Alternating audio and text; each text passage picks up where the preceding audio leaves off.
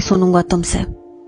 उसामा का लहजा और गुस्सा देखकर मैं चुप सी हो गई। अपनी आंखों में आने वाले आंसू मैंने कैसे जब्त किए थे ये मैं जानती थी। बस ये होती है मर्द की मोहब्बत।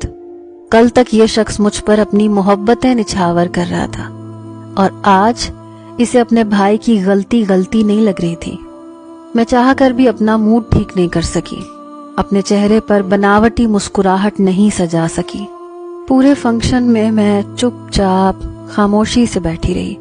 बज़ाहिर उसामा हंस रहा था, सबसे बातें कर रहा था, लेकिन मुझे देखते ही उसकी आंखों में गुस्से की लहर दौड़ने लगती।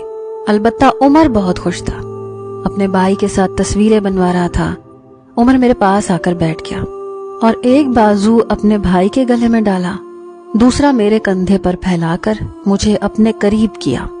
मैं ये देखकर बौखला कर रह गई। सामने खड़े कैमरामैन से कहने लगा, तस्वीर खींचो हमारी, और ये तस्वीर सबसे ज्यादा अच्छी होनी चाहिए। कैमरामैन का फ्लैश चलने लगा।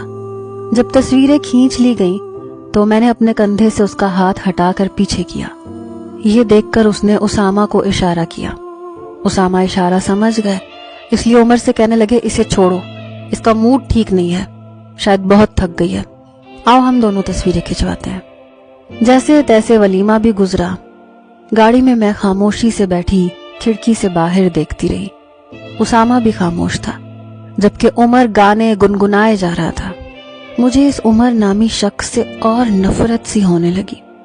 जब हम घर में आए तो उसामा कमरे में आते ही मुझ पर भड़कने लगे। कहने लगे, क्या तमाशा लगाया था तुमने?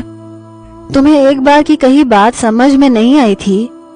मैंने कहा, मुझे ऐसी बेतकल्लुफी पसंद नहीं है।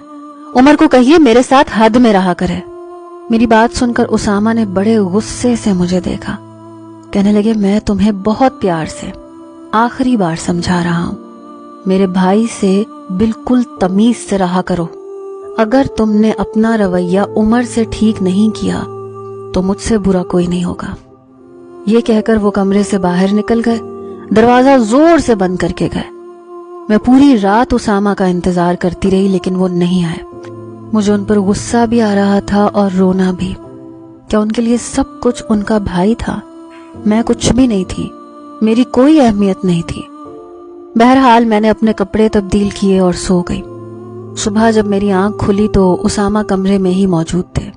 मुझसे कहने लगे, नाश्ता तैयार है, बाहर आ जाओ। मैंने कहा, मुझे भूख नहीं है।